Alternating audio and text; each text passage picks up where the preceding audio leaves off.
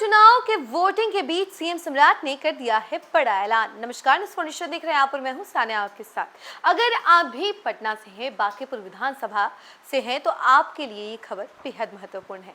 अगर आप भी अभी घर में ही बैठे हुए हैं, खान पान सब कुछ कर रहे हैं, तो थोड़ा सा आप समझ जाइए कि सीएम सम्राट ने आप ही के लिए ये खबर रखी है। बेसिकली बात यह है कि सीएम सम्राट जो है वो कह रहे हैं कि जलपान से पहले वोटिंग कीजिए आप। यानी कि अगर आप घर में बैठ करके खाना पकवान वगैरह बना रहे हैं और सोच रहे हैं कि देखिए हम बांकीपुर से हैं, छुट्टी तो मिली गई है वोटिंग के लिए, ऑफिस से भी छुट्टी है, हर जगह से छुट्टी है, तो फिर आराम फरमाते हैं और बाद में देखा जाएगा, वोटिंग दिया जाएगा, तो आप थोड़ी सुस्ती छोड़ दीजिए। क्योंकि सीएम सम्राट ने आप ही के लिए ऐलान किया, आप ही के लिए रिक्वेस्ट किया है कि अब आप घर से निकलिए और जाकर के वोटिंग कीजिए, जलपान से पहले आप वोटिंग कीजिए। देखिए, उन्होंने सोशल मीडिया पर लिखा है कि पहले मतदान फिर जलपान। लोकतंत्र की मजबूती हर जागरूक मतदाता की भागीदारी से सुनिश्चित होती है। आइए अपने मताधिकार का जिम्मेदारी पूर्वक प्रयोग करें और राष्ट्र निर्माण में अपनी भूमिका निभाएं।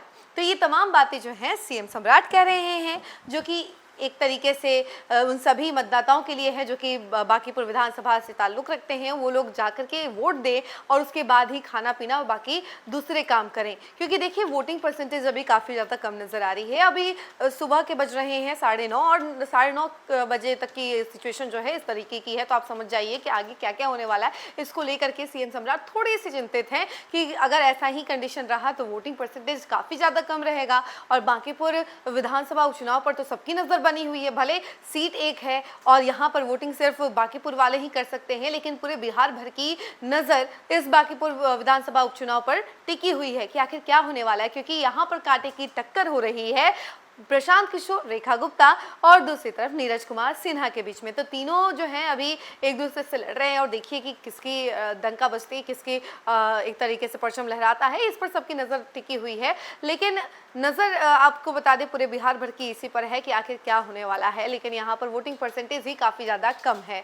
तो इसी वजह से सीएम सम्राट जो है सोशल मीडिया के माध्यम से ये तमाम बातें कहते हुए नजर आ रहे हैं कि पहले मतदान कीजिए, उसके बाद जलपान कीजिए। क्योंकि जलपान के लिए तो आपके पास पूरा दिन भर का समय है, लेकिन हाँ, मतदान करना आपकी जिम्मेदारी है और जिम्मेदारी पूर्वक जा करके आप मतदान कीजिए।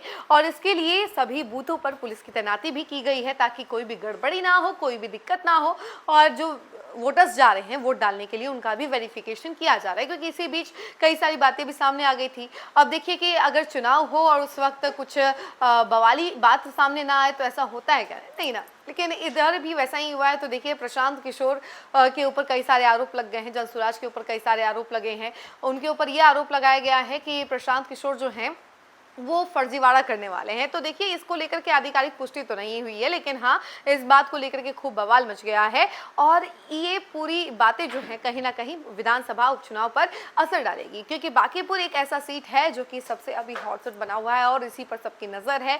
वैसे तो पूरे देश भर में 3 राज्यों में अभी विधानसभा उपचुनाव हो रहा है, लेकिन अभी सबकी नज़र बांकीपुर पर इसलिए बनी हुई है क्योंकि बिहार की राजनीति ही देश की राजनीति भी तय करता है। और यहाँ पर तो नितिन नबीन का भी खासा ध्यान है, क्योंकि नितिन नबीन का ये किला था, नितिन नबीन का ये गढ़ था। तो ऐसे में इस सीट पर इसीलिए भी नजर बनी हुई है। क्योंकि राष्ट्रीय अध्यक्ष तो खुद कितनी बार आ चुके हैं इस सीट को जीतने के लिए। उन्होंने नीरज कुमार सिन्हा का समर्थन खुले तौर पर दिया था, उनके साथ साथ खड़े नजर भी आ रहे थे।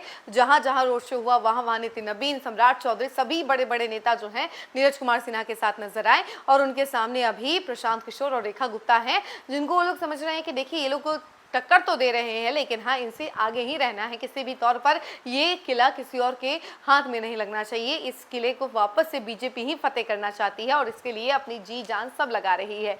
तो देखिए क्या होता है और आगे आगे क्या क्या होता है, ये तमाम बातें जो हैं हम आपको बताते रहेंगे। लेकिन फिलहाल इस खबर में इतना ही। ऐसी तमाम अपडेट के लिए जुड़े रहे हमसे और देखते रहे न्यूज़ फॉर नेशन। धन्यवाद।